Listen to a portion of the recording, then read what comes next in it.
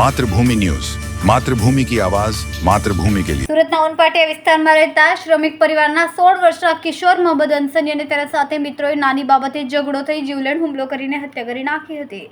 તુમ UP વાલો હો કહીને મજાક કરવાની વાતે મિત્રોના મનમાં ગુસ્સો ભરાતા તેમણે પ્લાન બનાવી અંસને ચપ્પુના ઘા ઝીકીને મૃત્યુનો ભોગ બનાવ્યો હતો। બેસ્તાન પોલીસે આ ઘટના દરમિયાન 5 કિશોરોને ઝડપી લઈને કાયદેસરની કાર્યવાહી હાથ ધરી છે। બેસ્તાન પોલીસે આપેલી વિગતો અનુસાર ઉનપાટિયા વિસ્તારમાં આવેલા અક્ષરાસનગરમાં રહેતા ફકરુદ્દીન શેખ પોતાની પત્ની અને 2 પુત્રો સાથે જીવન પસાર કરતા હતા। મોટા પુત્ર મોહમ્મદ અનસ ઉંમર 16 વર્ષનો હતો અને થોડા સમય પહેલા સુમન સ્કૂલમાંથી ધોરણ 10ની પરીક્ષા આપી હતી। શુક્રવારે બપોરે અનસે પોતાના પિતાને મસ્જિદમાં નમાઝ માટે જવાનું કહીને ઘરમાંથી નીકળ્યો, પરંતુ રાત્રિ સુધી પરત ન આવતા પરિવારજનો અને નજીકના સગા સંબંધીઓમાં શોધખોળ શરૂ કરી।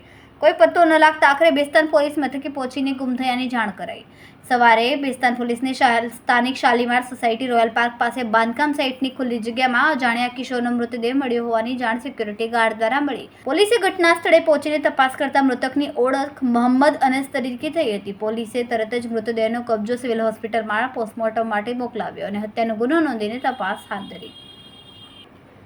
બેસ્તાન પોલીસે તમામ 5 આરોપી કિશોરોને શોધી કાઢીને ડિટેન કર્યા। આરોપી કિશોરો વિરુદ્ધ કાયદા અનુસાર કાર્યવાહી હાથ ધરાઈ અને તેમની પૂછપરછ ચાલી રહી છે। પોલીસે આરોપીઓ પાસેથી ગુનામાં વપરાયેલ ચપ્પુ પણ કબજે કર્યો।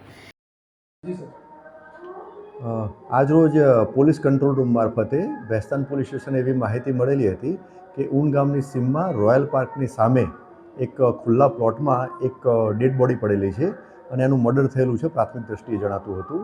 જેથી સ્થાનિક પોલીસ સ્ટેશનના અધિકારી અને કર્મચારીઓ તાત્કાલિક સ્થળ ઉપર પહોંચી ગયેલા હતા અને જે ડેડ બોડી જોતા આશરે 15 વર્ષની આસપાસની ઉંમરનો છોકરો જણાઈ આવેલો હતો અને એનું મર્ડર થયેલાનું પ્રાથમિક દ્રષ્ટિએ જણાઈ આવેલું હતું। જેથી એની સૌપ્રથમ ઓળખ પ્રસ્થાપિત કરવા માટે પ્રયત્નો કરવામાં આવેલા અને ઓળખ પ્રસ્થાપિત થઈ તો આ જે મરણ જનાર જે છે એનું નામ અનસ ફકરુદ્દીન શેખ ઉંમર વર્ષ 16 અને તે આસમાનગર ઉનપાટિયા બેસ્તાનનો રહેવાસી જણાઈ આવેલ। તો આ અનુસંધાને એના વાલી વારસોનો સંપર્ક કરવામાં આવેલો અને વાલી વારસ પૈકી એના ફાધરનું પૂછપરછ કરી અને ફાધરની ફરિયાદ આધારે બેસ્તાન પોલીસ સ્ટેશનમાં એક અનડિટેક્ટ મર્ડરનો ગુનો દાખલ કરવામાં આવેલો હતો। સદર ગુનાની તપાસ ચાલુ હતી અને આ ગુનાના જે આરોપી હતા એને શોધવાની કામગીરી ચાલુ હતી।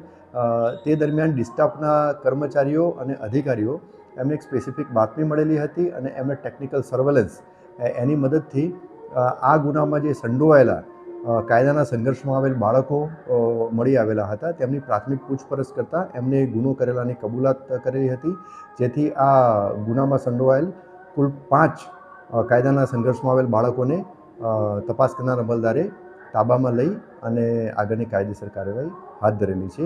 આ જે 5 બાળકો જે છે એ પૈકી એકની ઉંમર 10 વર્ષ છે, બીજા 2ની ઉંમર 12 વર્ષની છે, એકની ઉંમર 13 વર્ષની છે અને એકની ઉંમર 14 વર્ષની છે।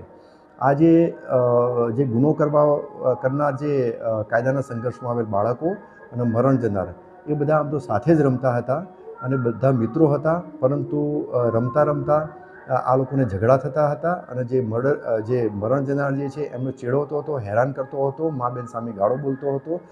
જેથી આ જે 5 જે બાળકો જે છે એમને નક્કી કરી અને આ 5 બાળકો પૈકી એક બાળકે એના ઘરેથી છરી લાવી અને આ 5 બાળકોએ પ્લાનિંગ કરી અને આ ગુનાવાળી જગ્યાની બાજુમાં એને છરીનો ઘા મારી અને એકબીજાની મદદગારી કરી અને ખૂન કરેલું હતું। હાલમાં ગુનાની તપાસ ચાલુ છે। ખૂબ જ ટૂંકા સમયમાં માતૃભૂમિ ન્યૂઝ OTT પ્લેટફોર્મ અને મેગા સિટીમાં કેબલ નેટવર્ક સાથે જોડાઈ જશે, તો જોતા રહો માતૃભૂમિ ન્યૂઝ।